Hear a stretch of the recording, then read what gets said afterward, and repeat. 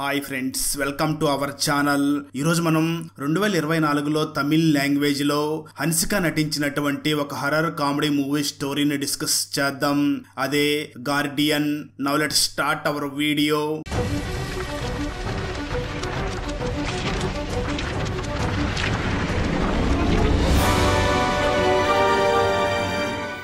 Open చేస్తే movie starting scene లోనే నలుగురు మంత్రగాళ్ళు ఒక ప్లేస్ లో పూజలు చేస్తూ ఉంటారు. ఆ ఆత్మ చంపాలనుకున్న నలుగురు రక్తాన్ని ఒక బాటిల్లో ఉంచి ఆ రక్తాన్ని యూస్ చేసి అక్కడికి ఆత్మని రప్పించి పగిలిపోయి ఉన్న ఒక క్రిస్టల్లో ఆ ఆత్మని బంధించడం కోసం ప్రయత్నిస్తూ ఉంటారు. ఆ ఆత్మ కోసమే ఈ మంత్రగాళ్ళు చాలా కాలంగా వెయిట్ చేస్తూ ఉంటారు. ఆ ఆత్మని ఆ క్రిస్టల్ రాయి లోపల పెట్టిన తర్వాత ఎవరైతే వ్యక్తులు వాళ్ళ రక్తపు చుక్కని ఆ క్రిస్టల్ రాయి లోపల ఆ ఆత్మకి ప్రాణం వచ్చేలాగా చేస్తారు. వాళ్ళ కష్టాలన్నీ పోయి సుఖంగా ఉంటారు. కానీ ఒకవేళ పొరపాటున ఆ రాయి రెండు బద్దలుగా పగిలితే మాత్రం మరణం తప్పదు అని అక్కడ ఉన్న మంత్రగాడు మిగతా వాళ్ళందరికీ చెప్తూ ఉంటాడు. ఆ తర్వాత అతి కష్టం మీద ఆ భయంకరమైన ఆత్మని ఆ క్రిస్టల్ రాయిలో పెట్టి బంధిస్తారు. తర్వాత హీరోయిన్ ని చూపిస్తారు. ఆమె చిన్న వయసు నుంచే ఒక అన్లక్కీ పర్సన్. ఆమె అనుకున్నది ఏదీ జరగదు. ఎందుకంటే దేవుడికి దండం పెట్టుకుందామని వెళ్తే దీపం ఆరిపోతుంది. ఆశతో వాళ్ళ నాన్నని సైకిల్ అడిగి కొనిచ్చుకుంటే ఆ సైకిల్ కనిపించకుండా పోవడం, ఇలా తన లైఫ్ లో అన్ని తనకి వ్యతిరేకంగా జరుగుతూనే ఉంటాయి. తను పెరిగి పెద్దయిన తర్వాత కూడా ఆ దురదృష్టం తననే ఫాలో అవుతూ ఉంటుంది. హీరోయిన్ ఆర్కిటెక్చర్ చదివినందువల్ల తను ఇంటర్న్షిప్ చేయడం కోసం చెన్నైకి వెళ్తుంది. చెన్నైలో ఒక సైకాలజీ డాక్టర్ ని కలిసి తనకి ఉన్న తన అన్లక్కీ గురించి మొత్తం చెప్తుంది. అలాగే తన జాబ్ విషయాల గురించి కూడా చెప్తుంది. తర్వాత హీరోయిన్ వాళ్ళ ఫ్రెండ్ వర్క్ చేసే కన్స్ట్రక్షన్ కంపెనీలో జాబ్ కోసం ఇంటర్వ్యూకి వెళ్తుంది. కానీ కన్ఫ్యూజ్ అయ్యి ఇంటర్వ్యూ క్వశ్చన్స్ కి ఒక్కదానికి కూడా సరిగ్గా సమాధానం చెప్పదు. దాంతో తన ఫ్రెండ్ కి బాగా కోపం వచ్చి తిడుతుంది. నువ్వు ఒక్క ఇంటర్వ్యూ కూడా సరిగ్గా అటెండ్ అవ్వడం లేదు అని తిడుతుంది. నిజానికి ఒకసారి హీరోయిన్ ఫైనల్ ఇయర్ చదువుతున్నప్పుడు ఇంటర్న్షిప్ కోసం ఒక కన్స్ట్రక్షన్ సైట్ కి వెళ్ళినప్పటి నుంచే ఇలా దురదృష్టం వెంటాడుతూ ఉంటుంది. ఆ తర్వాత హీరోయిన్ రుద్రన్ డాక్టర్ ని కలిసి ఫైనల్ ఇయర్ ఇంటర్న్షిప్ లో కన్స్ట్రక్షన్ సైట్ లో జరిగిన సంగతుల గురించి చెప్తుంది.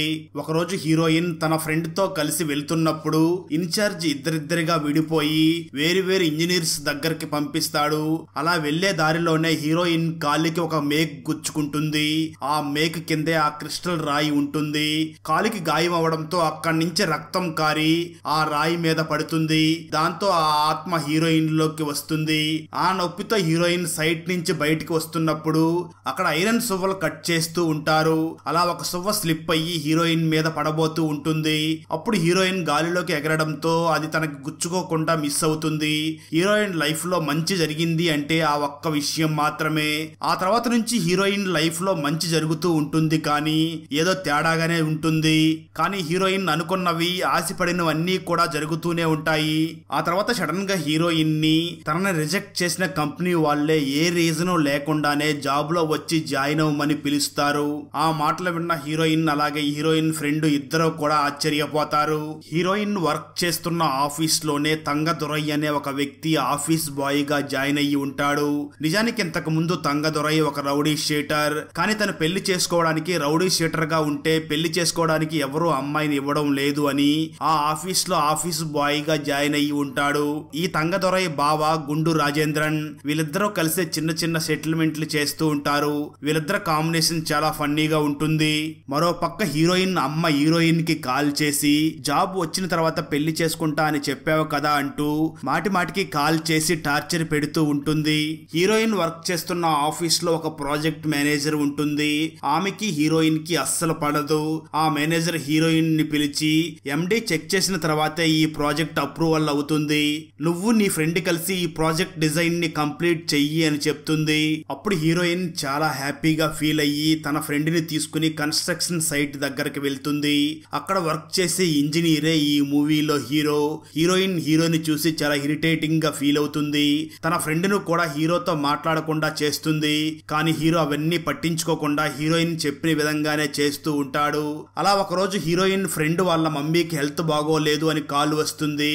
దాంతో హీరోయిన్ ఫ్రెండ్ వెంటనే హీరోయిన్ స్కూటీని తీసుకుని తీసుకుని ఇంటికి వెళ్తుంది. సాయంత్రం అయినా తన ఫ్రెండ్ తన స్కూటీని తీసుకురాకపోవడంతో హీరోయిన్ వెంటనే తన ఫ్రెండ్ కి కాల్ చేసి ఇంకా రాలేదేమిటి అని అడుగుతుంది.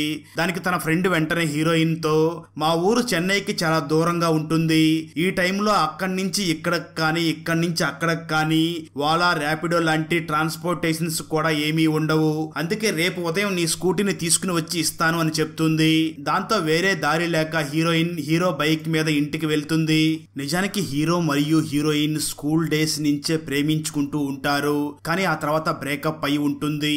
ఎందుకంటే నిజానికి హీరోయిన్ కి సిగరెట్స్ తాగే వాళ్ళంటే అసలు ఇష్టం ఉండదు. హీరో ఒక రోజు సీక్రెట్ గా సిగరెట్ తాగడం హీరోయిన్ చూస్తుంది. ఇద్దరికి బాగా గొడవ జరిగి విడిపోయి ఉంటారు. ఆ గొడవ కారణంగానే హీరోయిన్ హీరోని చూసి చిరాకు పడుతూ ఉంటుంది. అలా బైక్ మీద వెళుతూ ఉండగా హీరోయిన్ హీరోని చూసి, ఎందుకని నువ్వు నన్ను మళ్ళీ ఎత్తుక్కుంటూ రాలేదు అని అంటుంది. అప్పుడు హీరో హీరోయిన్ ని చూసి, నేను నీకు సెట్ అవుతానా లేదా అనే డౌట్ వచ్చింది, అందుకే నీ దగ్గరికి రాలేదు అని చెప్తాడు. ఆ మాటలు విన్న హీరోయిన్ ఐఎమ్ అన్లక్కీ పర్సన్ అంటూ చిన్నప్పటి జ్ఞాపకాలన్నింటినీ గుర్తు చేసుకుంటుంది. ఆ తర్వాత హీరో మరియు హీరోయిన్ మళ్ళీ వాళ్ళ లవ్ స్టోరీని కంటిన్యూ చేయడం మొదలు పెడతారు. ఆ తర్వాత రోజు సైట్ లో హీరో మరియు హీరోయిన్ మాట్లాడుకుంటూ ఉంటారు. అది చూసిన హీరోయిన్ ఫ్రెండ్, ఆహా మళ్ళీ మాట్లాడుకోవడం మొదలు పెట్టారా అని అంటుంది. నిజానికి హీరోయిన్ ఫ్రెండ్ కూడా హీరోయిన్ కి చిన్నప్పటి నుంచి ఫ్రెండ్ గా ఉంటుంది. అలా హీరోయిన్ ఫ్రెండ్ కి హీరోయిన్ లవ్ స్టోరీ మొత్తం తెలిసి ఉంటుంది. ఆ రోజు సాయంత్రం హీరోయిన్ ఫ్రెండ్ కి ఏదో పని ఉందని హీరో బైక్ ఎక్కించుకుని తనని డ్రాప్ చేయమని అడుగుతుంది. అయితే హీరోయిన్ మాత్రం కోపంతో తన మనసులో తను కింద పడిపోతే బాగుండు అని అనుకుంటుంది. అయితే నిజంగానే కొంత దూరం వెళ్ళగానే హీరోయిన్ ఫ్రెండ్ బైక్ మీద నుంచి కింద పడిపోతుంది. వెంటనే హీరోయిన్ ఫ్రెండ్ అలిగిపోయి, నీ లవర్ ని నీ బైక్ మీద ఎక్కించుకుని వెళ్ళు, అది తిట్టుకోవడం వలనే నేను కింద పడిపోయాను అని హీరోయిన్ ఫ్రెండ్ అలిగి అక్కడి నుంచి వెళ్లిపోతుంది. అదంతా చూసిన హీరోయిన్ ఆశ్చర్యపోయి, నా మనసులో అనుకున్నది ఎలా జరిగింది అని ఆశ్చర్యపోతూ ఉంటుంది. అలా హీరో మరియు హీరోయిన్ లైఫ్ ప్రశాంతంగా జరిగిపోతూ ఉంటుంది. ఆ సమయంలో హీరో అమ్మకి హెల్త్ బాగోలేదు అని, వెంటనే తనకి హార్ట్ ట్రాన్స్ప్లాంటేషన్ చేయకపోతే తను బ్రతకదు అని డాక్టర్స్ చెప్తారు. దాంతో హీరో ఎంత ప్రయత్నించినా గానీ తనకి హార్ట్ దొరకదు. దాంతో హీరో తన అమ్మ మీద ఆశల్ని వదులుకుంటూ ఉంటాడు, చాలా బాధపడిపోతూ ఉంటాడు. అది గమనించిన హీరోయిన్ తన మనసులో బలంగా హీరో అమ్మకి హార్ట్ తొందరగా దొరికితే బాగుండు అని అనుకుంటుంది. అలా హీరోయిన్ తన మనసులో అనుకోగానే సడన్ గా ఒక హార్ట్ డోనర్ దొరుకుతాడు. సర్జరీ కూడా సక్సెస్ఫుల్ గా అవుతుంది. హీరో అమ్మ కూడా బాగుంటుంది. ఇదంతా చూసిన హీరోయిన్ నేను మనసులో అనుకున్నది జరుగుతుంది అని చాలా ఆశ్చర్యపోతుంది. ఈ విషయాన్ని హీరోయిన్ ఆ సైకాలజీ డాక్టర్ కి కాల్ చేసి చెప్తుంది. దాంతో అంత ఈజీగా హార్ట్ దొరికిందా అని ఆ డాక్టర్ కూడా ఆశ్చర్యపోతాడు.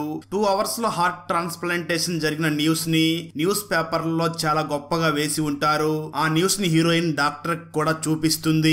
అలా ఒక రోజు హీరోయిన్ వాళ్ళ ఆఫీస్ లో ఒక ఫుట్బాల్ మ్యాచ్ జరుగుతూ ఉంటుంది.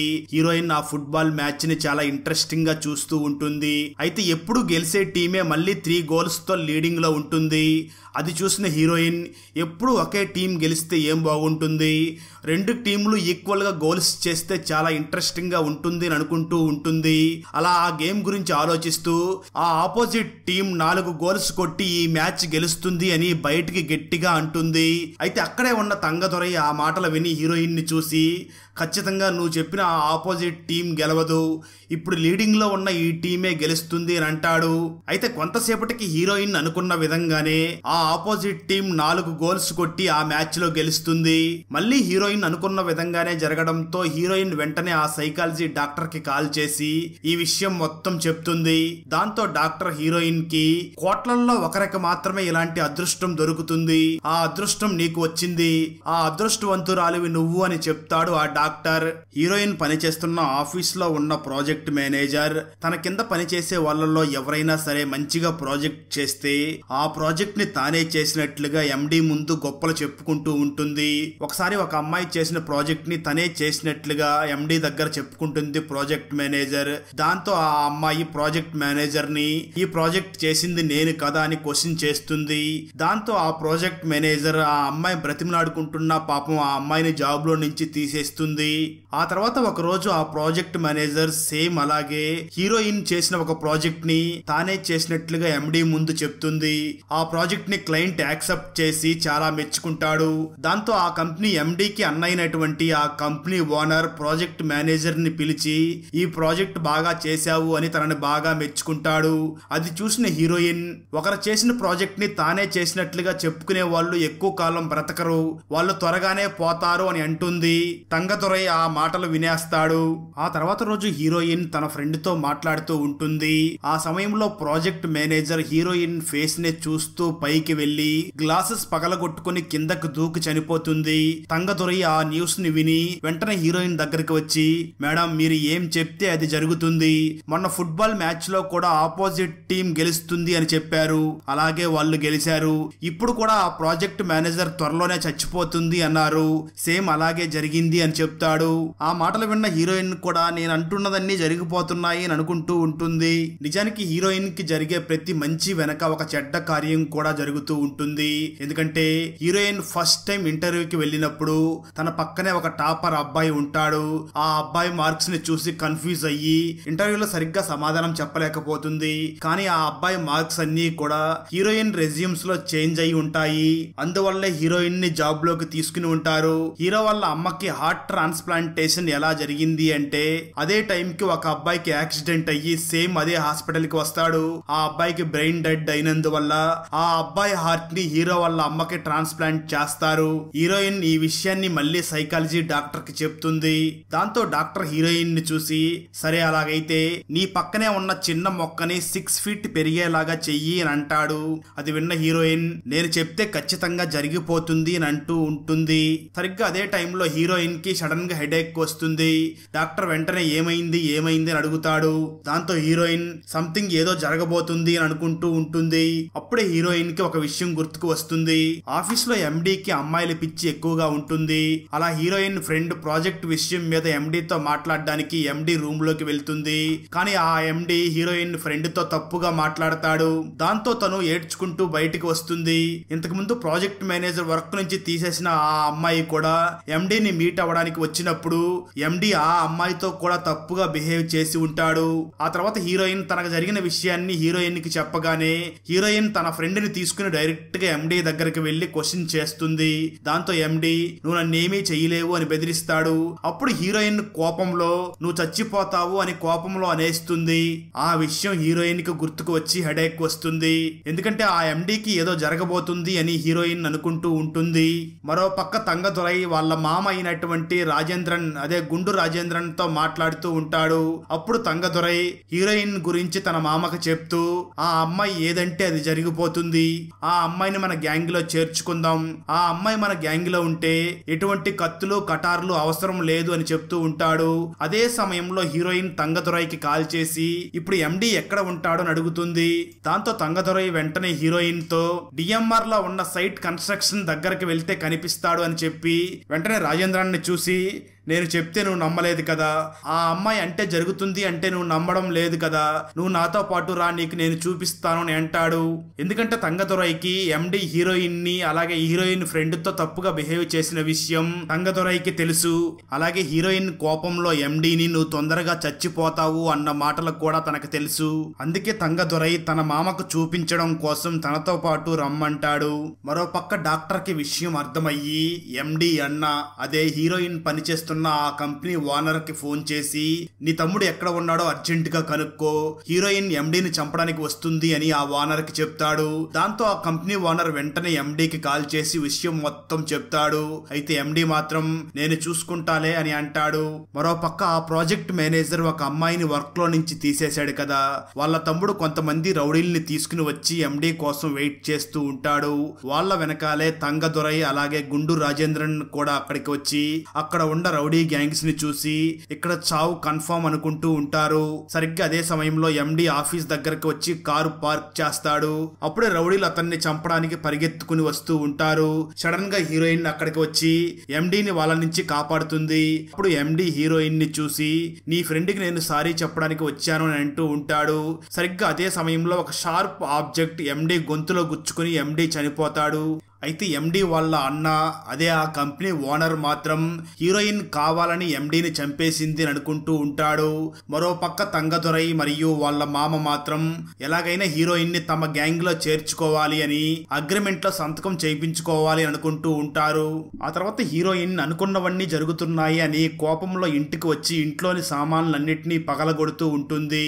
అదే టైంలో తన బ్లడ్ దేని మీద అయితే పడిందో ఆ క్రిస్టల్ బాల్ హీరోయిన్ కి కనబడుతుంది. దీని వల్లనే ఇదంతా జరుగుతుంది అని హీరోయిన్ అర్థం చేసుకుని ఆ రాయిని నేలకేసి కొట్టి పగలగొడుతుంది. దాంతో అందులో ఉన్న ఆత్మ బయటికి వచ్చి హీరోయిన్ బాడీలోకి దూరుతుంది. అలా బాధతో హీరోయిన్ ఫేస్ వాష్ చేసుకోవడానికి వెళ్తుంది. ఆ ఆత్మ సేమ్ హీరోయిన్ రూపంలోనే బయటికి వచ్చి నన్ను చంపిన వాళ్ళని చంపకుండా నేను వదిలిపెట్టను అని అంటుంది. హీరోయిన్ మాత్రం తన రూపంలో ఉన్న ఆత్మను చూసి ఒక జీవిని అనవసరంగా చంపడం మంచిది కాదు అని అంటుంది. అప్పుడు ఆ ఆత్మ తన స్టోరీని హీరోయిన్ కి చెప్పడం మొదలు పెడుతుంది. నిజానికి ఆ ఆత్మ వాళ్ళ ఊరు ఆంధ్ర, కానీ ఒక తమిళనాడు అబ్బాయిని లవ్ చేసి పెళ్లి చేసుకుంటుంది. తర్వాత ఒక పాప పుట్టిన తర్వాత తన హస్బెండ్ ఆమెను వదిలేసి వెళ్ళిపోతాడు. కానీ వాళ్ళ సొంత ఊరికి కూడా పోకుండా చాలా కష్టపడుతూ చెన్నైలోనే ఉండి తన కూతుర్ని మంచిగా పెంచుతుంది. తను ఒక ఆడిటర్ గా వర్క్ చేస్తూ ఉంటుంది. తను వర్క్ చేసే ఆఫీస్ లోని మేనేజరే ఈ మూవీలో మెయిన్ విలన్. ఈ విలన్ త్యాగరాజన్, స్టీవెన్ మరియు సైకాలజీ డాక్టర్ రుద్ర, అలాగే హీరోయిన్ పనిచేసే కన్స్ట్రక్షన్ కంపెనీ ఓనర్. వీళ్ళు నలుగురు 36 కంపెనీస్ కి పార్ట్నర్స్ గా ఉంటారు. ఈ కంపెనీస్ అన్నిటికీ ఆడిటింగ్ వర్క్ ఆ ఆంధ్ర అమ్మాయే చేస్తూ ఉంటుంది. అలా ఒక రోజు ఆ పార్ట్నర్స్ అందరూ లేని కంపెనీ మీద ఫారెన్ నుంచి ఫండ్స్ తీసుకుని వచ్చి ఇల్లీగల్ గా ఒక బ్యాంక్ అకౌంట్ లోకి మార్చాలి అని ఆ అమ్మాయికి చెప్తారు. కానీ ఆ ఆంధ్ర అమ్మాయి మాత్రం అవి ఇల్లీగల్ వర్క్, ఆ వర్క్ చేస్తే గవర్నమెంట్ కి తెలిస్తే నా పరువు గౌరవం పోతుంది, నేను చెయ్యను అని చెప్పి తను చేస్తున్న ఆ జాబ్ కి రిజైన్ చెయ్యాలి అనుకుంటుంది. అయితే ఆ నలుగురు విలన్స్ మాత్రం ఎలాగైనా సరే నువ్వు ఈ వర్క్ ని ఖచ్చితంగా చెయ్యాల్సిందే అని గట్టిగా బెదిరిస్తారు. ఆమె జాబ్ రిజైన్ చేసిన తర్వాత 1 వీక్ జాబ్ కోసం వేరే ప్లేసెస్ లో ట్రై చేస్తూ ఉంటుంది. కానీ ఆ నలుగురు కూడా ఆమెకి ఎక్కడా కూడా జాబ్ దొరకకుండా ఆపుతూ ఉంటారు. దాంతో ఆ అమ్మాయి భయపడిపోయి తన సొంత ఊరికి వెళ్లిపోవాలి అని డిసైడ్ అవుతుంది. కానీ తన కూతురికి పరీక్షలు జరుగుతూ ఉంటాయి. దాంతో పరీక్షలన్నీ అయిపోయిన తర్వాత ఇంటికి వెళ్లిపోదామని అనుకుంటుంది. అలా ఒక రోజు ఆ కంపెనీస్ మీద ఐటీ రైట్స్ జరగబోతున్నాయి అని ఆ విలన్స్ కి తెలుస్తుంది.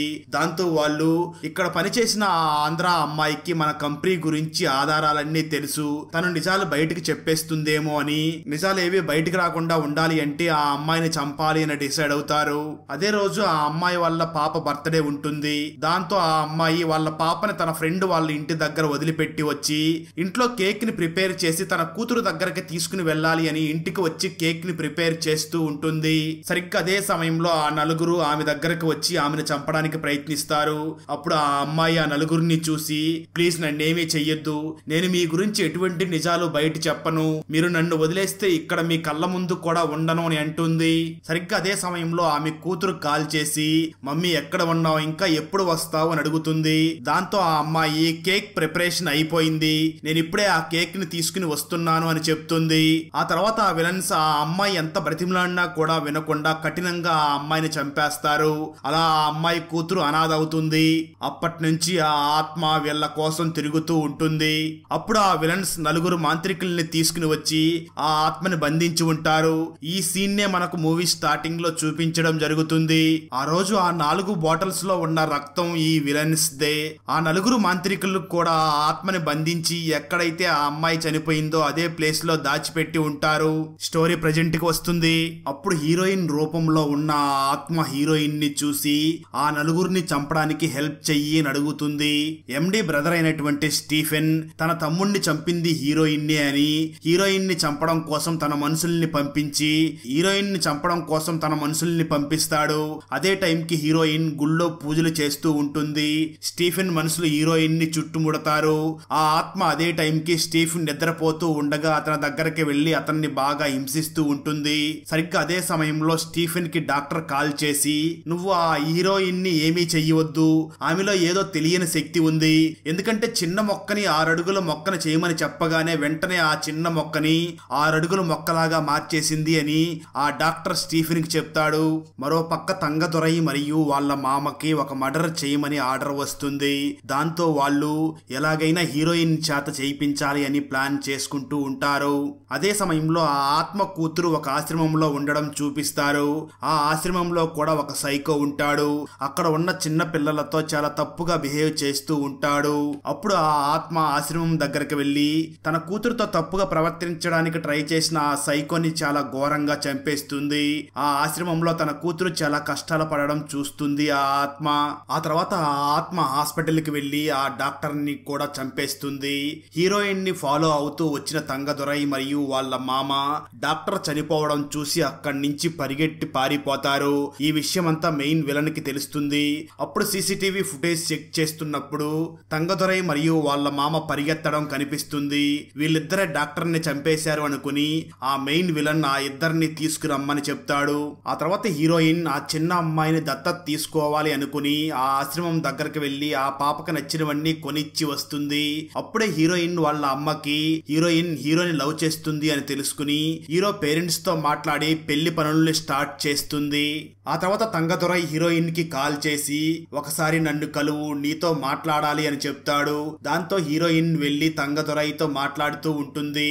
సరిగ్గా అదే సమయంలో అక్కడికి విలన్ మనుషులు వచ్చి తంగదొరైని మరియు తన మామని కిడ్నాప్ చేసి తీసుకుని వెళ్లిపోతారు.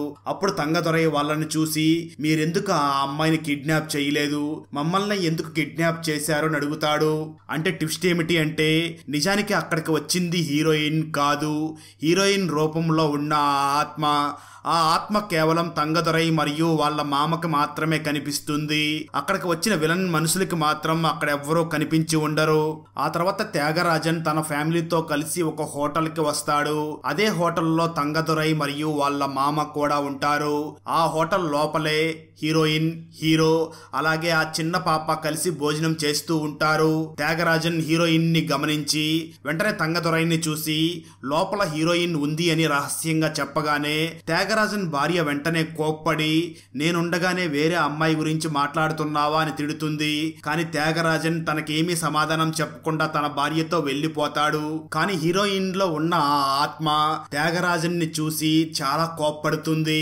అప్పుడే త్యాగరాజన్ హ్యాండ్ వాష్ చేసుకోవడానికి వెళ్ళినప్పుడు అద్దం నుంచి వచ్చి చంపేయాలి అనుకుంటుంది. సరిగ్గా అదే టైంకి హీరో అక్కడికి వచ్చి వెళ్దామా అని అనగానే త్యాగరాజన్ తప్పించుకుని భయపడిపోయి వెంటనే తన ఫ్యామిలీని తీసుకుని ఫాస్ట్ గా బయలుదేరి వెళ్లిపోతూ ఉంటాడు. మెయిన్ విలన్ కి హీరోయిన్ బాడీలో ఉన్నది ఆ చనిపోయిన ఆంధ్ర అమ్మాయి ఆత్మ అని హీరోయిన్ దగ్గర ఉన్న పాపను చూడగానే తెలిసిపోతుంది. త్యాగరాజన్ తన భార్య మరియు పిల్లల్ని ఇంటి లోపల పెట్టి తాళం వేసి ఎట్టి పరిస్థితుల్లో బయటికి రాకు అని అంటాడు. సరిగ్గా అదే సమయంలో ఆ ఆత్మ అక్కడికి వచ్చి త్యాగరాజన్ ని చాలా ఘోరంగా హింసించి భయపెట్టి చంపేస్తుంది. ఇదంతా తెలుసుకున్న మెయిన్ విలన్ ఒక మాంత్రికుణ్ణి పిలిపించి అలాగే ఆ చిన్న పాపను కూడా పిలిపించి హీరోయిన్ బాడీలో ఉన్న ఆత్మని బయటికి తెప్పించి ఆ ఆత్మని వెంటనే ఒక బాటిల్లో బంధించి ఒక చెట్టుకి మేకులు కొట్టి ఇక ఎలాంటి ఆత్మ రాదు అని చెప్పి ఆ మాంత్రికుడు వెళ్లిపోతాడు. అయితే హీరోయిన్ మాత్రం ఆ చిన్న పాప మీకు ఏ అన్యాయం చేసింది, ఎందుకు అలా హింసిస్తున్నారు అని ఆ విలన్ ని అడగగానే విలన్ కత్తితో హీరోయిన్ ని పొడి చేసి అదే ప్లేస్ లో హీరోయిన్ ని కూడా పూడ్చిపెట్టి వెళ్లిపోతాడు. ఆ వెంటనే మెయిన్ విలన్ తన ఇంటికి రాగానే తన ఇంట్లో హీరోయిన్ కనిపిస్తుంది. అంటే హీరోయిన్ ఇంకా చనిపోయి ఉండదు. తను ఎలా బ్రతికి ఉంటుంది అంటే ఆ మాంత్రికుడు ఆ దయ్యాన్ని బంధించి ఒక బాటిల్లో పెట్టి కారులో ఎక్కి వెళ్లిపోయేటప్పుడు ఈ ఆత్మ కేవలం తన కూతురు కోసమే ఉంది అని ఆ మాంత్రికుడు బాధపడి ఆ ఆత్మని బయటికి వదిలేస్తాడు. అలా ఆ ఆత్మ వెంటనే హీరోయిన్ బాడీలోకి వెళ్లి హీరోయిన్ చనిపోకుండా కాపాడి ఆ తర్వాత వెంటనే వచ్చి మెయిన్ విలన్ ని కూడా చంపేసి తన పగని తీర్చుకుంటుంది. అలా ఫైనల్ గా ఆ ఆత్మ తన పగని తీర్చుకుంటుంది.